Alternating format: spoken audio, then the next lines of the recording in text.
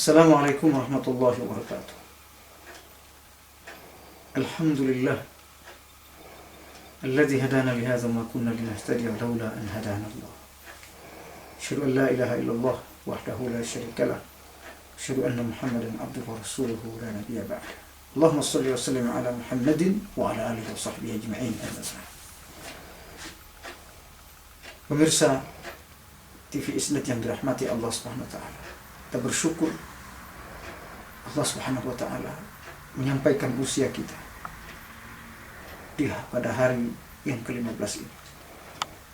Semoga pertengahan Ramadan ini Allah Subhanahu wa taala terus membukakan hati kita, memberikan kita motivasi untuk terus beribadah pada Allah, memaksimalkan semua cabang-cabang ibadah yang kita lakukan di Ramadan. Semakin khusyuk, makin rindu kita pada Allah.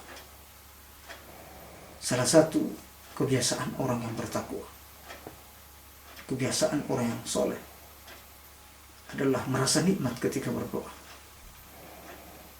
Pembahasan kita pada hari ke-15 ini tentang nikmatnya berdoa. Allah Subhanahu wa taala menjelaskannya dalam Al-Quran, dalam surah Al-Baqarah. Dan ayat ini ternyata diapit oleh ayat-ayat Ramadan. Ayat 185 dan 187. Ayat ini terletak pada ayat 186 surah Al-Baqarah. Apa kata Allah Subhanahu wa taala? Wa iza sa'alaka 'ibadi anni fa inni qarib ujibu da'watad da'i iza da'an falyastajibu li wal yu'minu bi la'allahum yarshudun. Wahai Muhammad, apabila hambaku bertanya tentang aku, fa inni qarib, sesungguhnya aku ini dekat, kata Allah.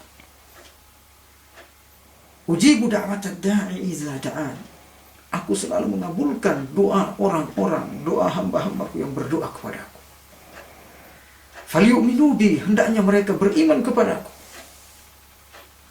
Falyastajibu li, hendaknya mereka segera mendatangiku. Wal yu'minu bi, dan beriman kepadaku. La'allahum yarshudun, agar supaya mereka selalu mendapatkan petunjuk. Segeraku Allah Subhanahu wa taala memanggil kita, mengajak kita untuk meminta kepadanya, berdoa kepadanya. Doa memang inti dari ibadah. Tidak ada ibadah tanpa doa. Bahkan definisi as-shalah adalah ad-doa, berdoa kepada Allah, bermunajat kepada Allah Subhanahu wa taala. Doa ternyata menjadi solusi yang mujarab dalam setiap kehidupan, masalah problematika kehidupan kita alami. Para sahabat, para nabi, ketika ditimpa musibah, mendapatkan masalah dalam kehidupannya, mereka segera mengangkat tangannya dan berdoa kepada Allah. Rasulullah SAW berdoa kepada Allah ketika mendapat problem dakwah yang luar biasa, ketika beliau ingin berdakwah di Taif. Tidak disambut, tapi disambit oleh penduduk Taif. Dilempari batu oleh anak-anak kecil yang disuruh oleh orang-orang tua mereka. Sampai seorang sahabat Zaid yang mengawal beliau babak belur lemparan batu, bahkan gigi beliau, gigi Nabi SAW copot. Kemudian apa yang dilakukan oleh Rasul?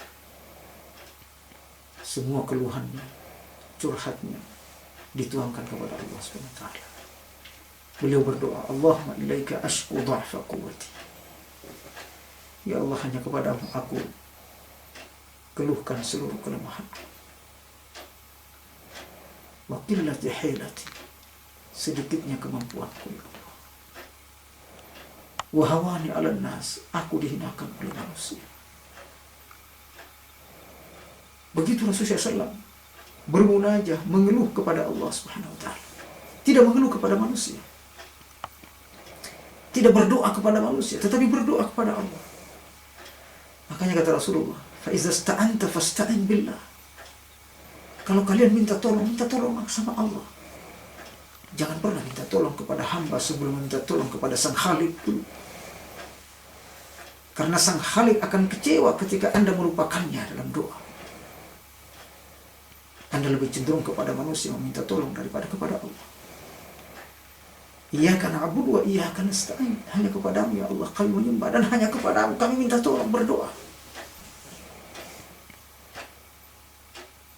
Para ulama, para sahabat melantunkan doa-doa dan pujian serta munajat di malam hari dengan tangisan dan meneteskan air mata. Seorang sahabat yang bernama Abu Ulbah, disebutkan dalam sejarah beliau ada ahadul bukkain, salah seorang sahabat, kelompok sahabat yang menangis. Kenapa menangis? Menangis tengah malam bermunajat kepada Allah karena tidak mampu mengeluarkan sedekah, infak. Mereka berdoa kepada Allah ketika tidak mampu melakukan sesuatu.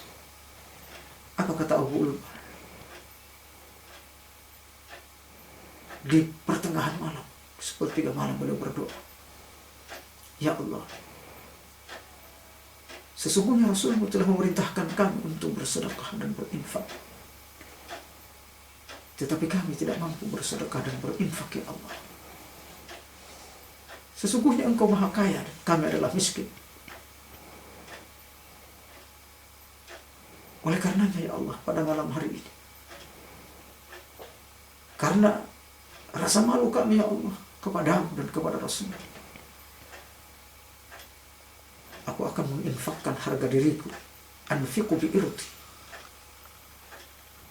Bila ada seorang atau kawan saya selama ini menzolimi aku, maka aku akan maafkan seluruh dosanya dan kesalahan sebagai ganti dari infakku ya Allah. Ya Allah, terimalah sedekahku, terimalah infakku, maafkan kesalahanku. Saudaraku, begitu para sahabat bermunajat kepada Allah. Dan demikian juga para tabi'in, para salafus saleh, tidak pernah luput dari munajat dan berdoa kepada Allah. Kata Rasulullah SAW, "Lis-sha'imi 'inda iftarihi da'watun la turad." Orang yang berpuasa memiliki doa yang tidak pernah ditolak oleh Allah. Doa sangat makbul di bulan Ramadan. Makbulnya doa di Multazam. Saudaraku, kita adalah hamba yang sombong kalau kita tidak pernah berdoa kepada Allah. Allah akan merasa kita sebagai hambanya yang sombong apabila tidak meminta kepadanya. Manusia apabila diminta akan marah, sering diminta akan marah. Tapi Allah SWT semakin diminta, dia semakin cinta kepada kita. Oleh karenanya berdoalah dan bermunajatlah di malam-malam hari Ramadan. Sampaikan hajat dan permintaan kita kepada Allah sebelum menyampaikannya kepada manusia. Semoga kita orang-orang pandai berdoa, dan dengan doa ini kita semakin dekat pada Allah SWT. Amin ya rabbal alamin. Wassalamualaikum warahmatullahi wabarakatuh.